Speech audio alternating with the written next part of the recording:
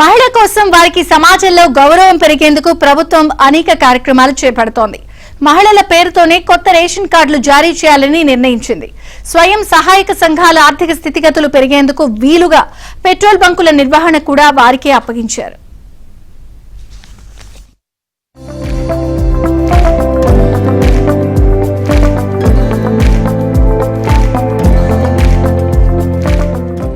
నారాయణపేట జిల్లా కేంద్రంలోని సింగారం చౌరస్తాలో ఓ పెట్రోల్ బంకును అక్కడి జనం ఆసక్తిగా గమనిస్తుంటారు.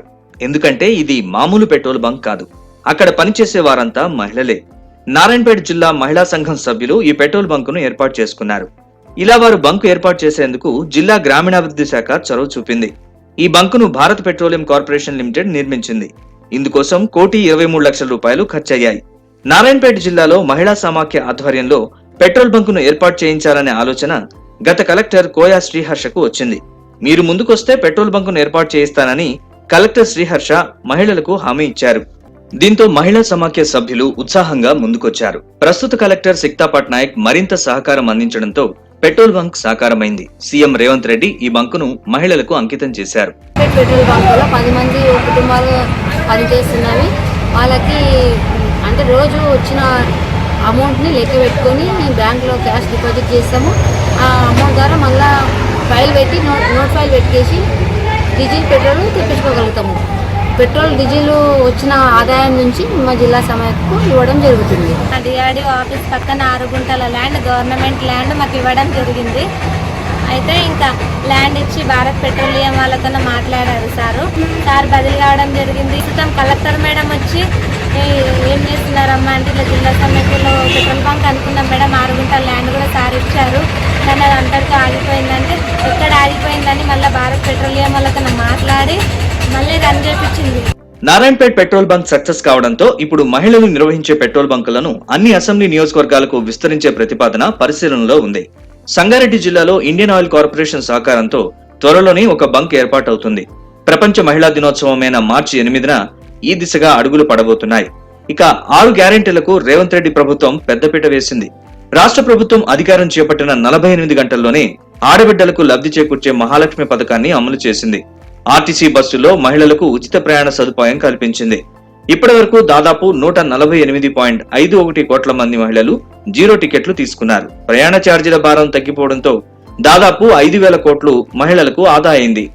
మా ఆడబిడ్డలు నేను అడుగుతున్నా, ఇవాళ అక్క ఆనాడు అమ్మగారింటికి పోవాలన్నా, ఆలయానికి పోయి అమ్మవారిని దర్శించుకోవాలన్నా ఇంటి ఆయన బస్సు కిరాయిస్తే పోయినట్టు, లేకపోతే లేనట్టు. నేను అడుగుతున్నా మా అక్కల్ని, అమ్మ ఇంటి ఆయన పనిపోతే మీరు బస్సు ఎక్కి అమ్మగారింటికి పోతే ఒక్క పైసాన్ని అడుగుతుర్రా ఎవరైనా? ఇవాళ మీ ఏ ఆలయమైనా, అది యాదగిరి గుట్టైనా, లేకపోతే మన కురుమూర్తి జాతరైనా, లేకపోతే మన గద్వాల్లో జరుగుతున్న జాతరైనా, లేకపోతే రాజనగరం జాతరైనా, ఏ జాతరకు పోయినా, ఎక్కడికి పోయినా, ఏ గుడికి పోయినా, భద్రాచలం పోయినా మా ఆడబిడ్డలను ఒక్క పైసా అడగకుండా ఆర్టీసీ బస్సుల్లో ఉచితంగా ప్రయాణం జరుగుతుందా లేదా? ఉచిత బస్సు ప్రయాణం చేసిన మా ఆడబిడ్డలు ఇక్కడ ఉంటే మీరందరూ చెయ్యొత్తి ఒక్క పైసా లేకుండా మేము బస్సులో ప్రయాణం చేసినామని మీరు ఆ బీఆర్ఎస్ బీజేపీలకు గుణపాఠం చెప్పండి. అర్హులైన పేద కుటుంబాలకు ఉచిత గృహ విద్యుత్ను అందించే గృహజ్యోతి పథకాన్ని రాష్ట్ర ప్రభుత్వం ప్రారంభించింది. 200 యూనిట్ల లోపు విద్యుత్ వాడే గృహ వినియోగదారులందరికీ జీరో బిల్లులు జారీ చేసింది. మార్చి నుంచి ఇప్పటి వరకు 50 లక్షల కుటుంబాలకు ప్రతి నెల ఉచితంగా గృహ విద్యుత్ను అందిస్తుంది. ఈ జీరో బిల్లులకు ప్రభుత్వం ₹1,775 కోట్ల సబ్సిడీగా చెల్లించింది. మహాలక్ష్మి పథకం కింద ₹500కే వంట గ్యాస్ సిలిండర్ అందించే కార్యక్రమాన్ని అమలు చేస్తున్నారు. ప్రస్తుతం ఈ పథకం కింద 42.90 లక్షల మందికి లబ్ధి చేకూరుతోంది. లబ్ధిదారులు ఉపయోగించిన ₹1,60,08,833 సిలిండర్లకు గాను సబ్సిడీ కింద ₹433.21 కోట్ల చెల్లించారు. గతేడాది మార్చి 11న రాష్ట్ర ప్రభుత్వం శ్రీరామక్షేత్రం భద్రాచలం నుంచి ఇందిరమ్మ ఇండ్ల పథకాన్ని ప్రారంభించింది.